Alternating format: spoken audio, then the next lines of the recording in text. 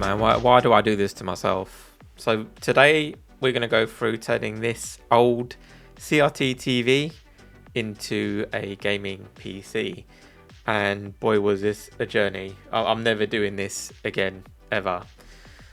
So this really came off the back of some positive comments that I got on my shorts, and I thought, yeah, why not? Yes sir, do it. And that was pretty much all the encouragement I needed. So started off my journey with collecting some parts that I needed for this build. I decided to use a Ryzen 7 5800X, which has 8 cores, 16 threads, a base clock of 3.8 GHz and a boost clock of 4.7. So for the motherboard, I'm using a Strix X570i gaming ITX board. It comes packed with features such as PCIe Gen 4, HDMI 2.0, dual M.2 slots, USB 3.2, and most of all Wi-Fi 6, so I don't need to try and cram in another Wi-Fi card inside the TV. And here I'm going to be using some Corsair Vengeance 16GB kit running at 3600 MHz, and of course it has RGB.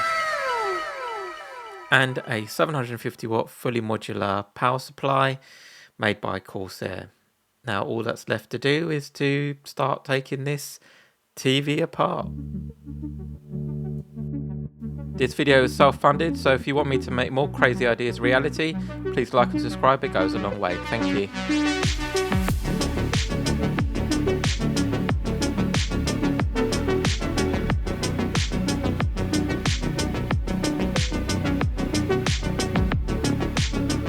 So it seems like this old TV has collected more dust than PDD's baby oil collection.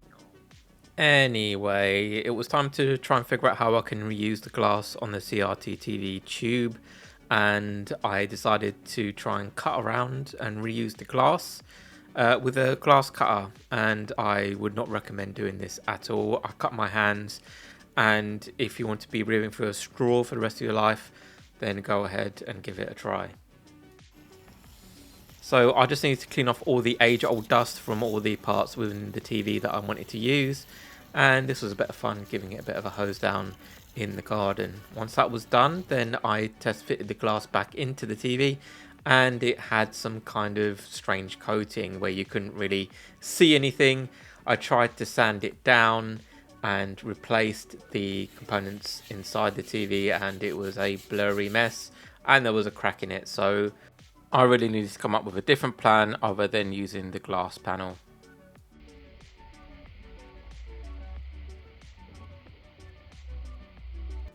So after much debating, I decided to move on to plan B. No, I'm not going to bake the glass panel in my oven. What I'm going to do instead is I'm going to use Perspex. So what I used was a butane torch to heat up the Perspex to a fairly high temperature. I couldn't tell you exactly how hot I managed to get it, and then using the tray, which is pushed down onto the Perspex onto the glass panel, which then forms a rough shape. After that, I then used a round bar to really form the shape around the edges, and throughout doing this, the glass panel ended up cracking in the end.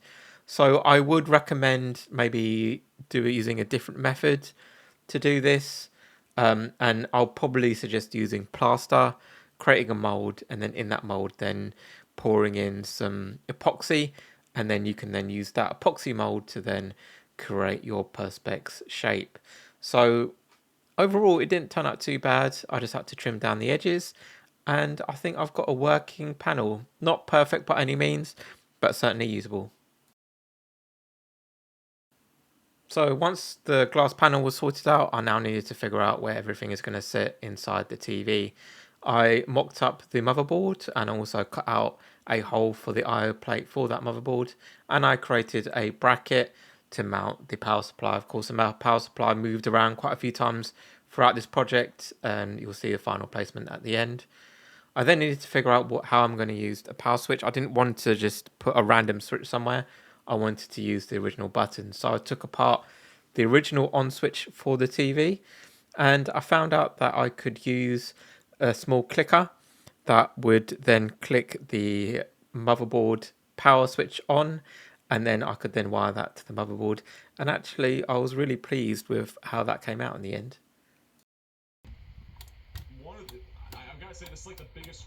Now, I want to mount my GPU in this case, but kind of out the way. So I really wanted to mount it, if I can get it in, up like this.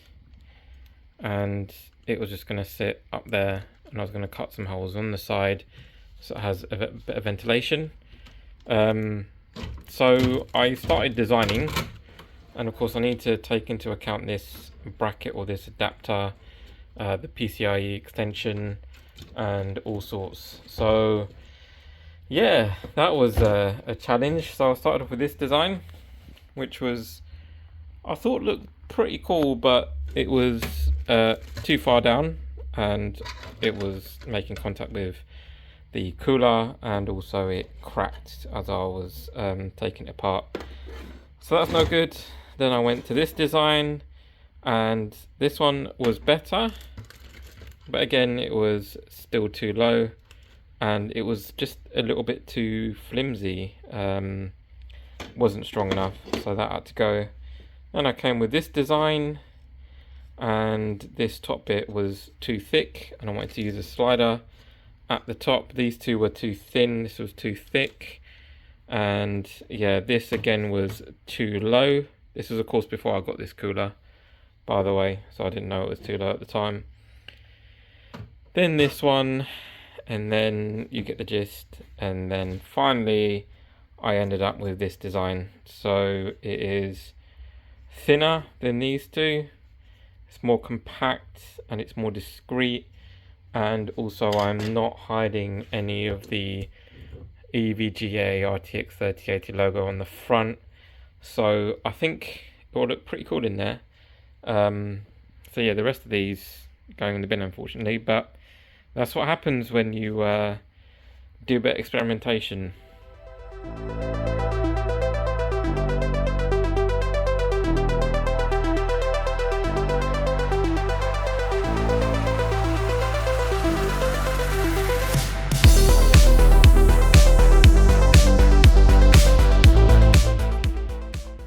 The fun part begins, drilling some holes in the side of this TV.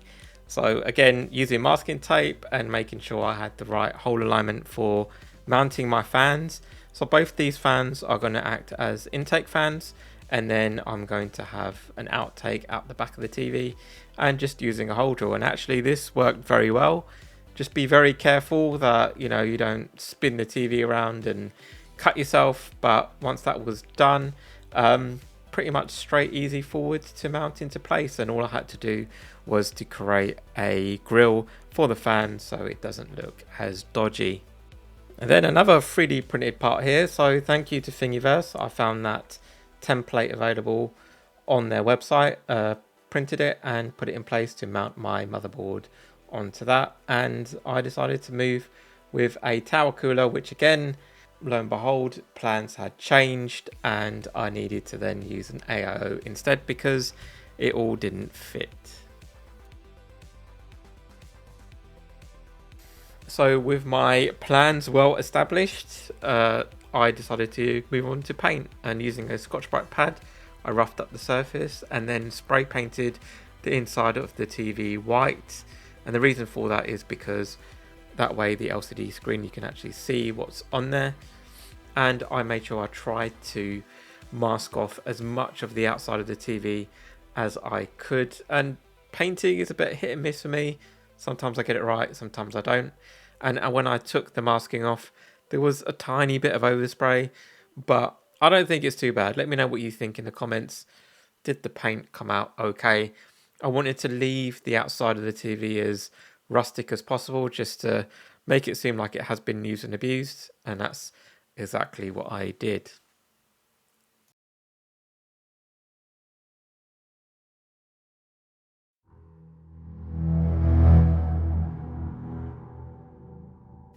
I didn't realize how much crap I am actually trying to put inside this tiny TV, but this is literally all the parts that I need laid out to make this build happen, and it took up my whole workbench. a bit ridiculous. But let's move on to the exciting part of doing the assembly. And the first bits I wanted to put in was the fans and also the fan grill that I 3D printed. Of course, the hardware, the standard hardware fixings that you get with, a PC case didn't work. So I had to use different fixings and be a little bit creative. Then I moved on to installing the bracket for the motherboard, and I used some washers and some bigger bolts for this. I used M5 in the end, which made it far more stable and sturdy within the TV casing. And overall, it came out pretty good, I think.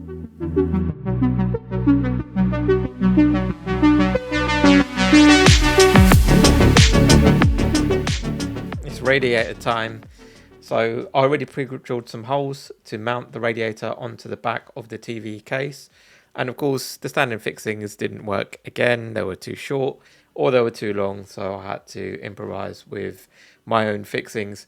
After that, it was just a simple case of attaching the cooler part onto the CPU. Now, the airflow for the PC is intended to come in from both sides and be extracted out the back through the radiator.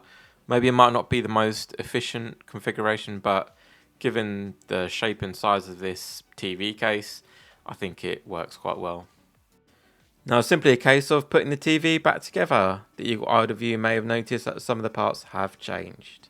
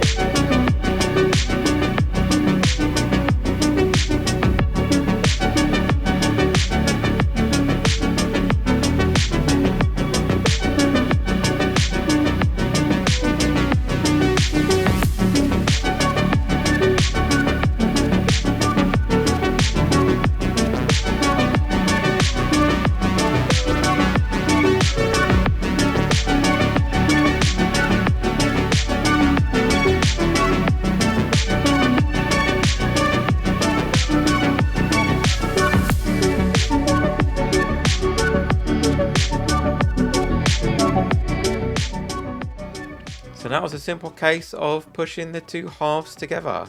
So that was easier said than done. First thing I needed to do was connect all the power cables for the GPU and plug in the on and off switch and several other wires for the GPU PCIe slot. And then it just needed some gentle encouragement, I like to put that lightly, to try and get them to mate and play nicely. And after much wiggling and wrestling, there was still a 1-inch gap at the back where the back of the GPU was hitting the top of the AIO cooler, and I couldn't move the AIO cooler any lower, so I needed to come up with a different plan. And that plan was, of course, getting rid of the AIO cooler and moving back to an air cooler, but a slightly smaller version. And here I mounted a fan on the front and the back to try and maximize airflow. And although there is no airflow directly at the back, there are quite a lot of airflow slots around the CPU cooler, so hopefully it'll be enough to keep it nice and cool. Now, I tried to seal off the access point to the GPU, and using rubber makes it look like trash. So I 3D printed a part with an inbuilt HDMI socket, and I think that looks much better and it gives airflow to the GPU. In terms of temperature, the CPU reached 63 degrees. Of course, I ran it longer than just 2 minutes and it remained about the same. And for the GPU, we managed to get a score that we would expect, and we managed to get around about 67 and 74 degrees respectively. Now it's time to do the final montage of this PC build.